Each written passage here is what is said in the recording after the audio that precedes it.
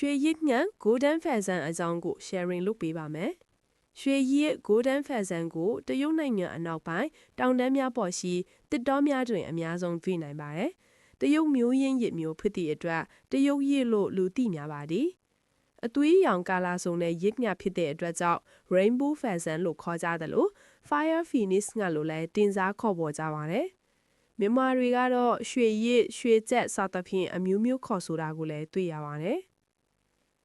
ရွှေရည်ဤဥခေါင်ပေါ်ရှိရွှေဝါရောင်ဥဆန်မွေအမောက်လီသည်နောက်ကျောဘတ်သို့လန်ကျဖီးထားတဲ့ကဲ့သို့ဖြစ်နေပြီးအနီရောင်ပင်ထပ်မှန်လွှမ်းခြုံထားက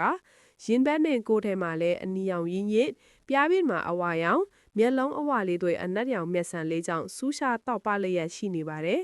။လဲကုန်းမှာလည်းလေမော်ရောင်လဲဆန်မွေးကိုအနက်ရောင်ပတ်လက်အစင်းလေးအထက်ထပ်ဖြင့်ရစ်ပတ်ထားသဖြင့်ချက်ဝတ်တန်စာစင်မြန်းပေးထားတဲ့ကဲ့သို့တမူထူးရှားလှပနေပါတယ်။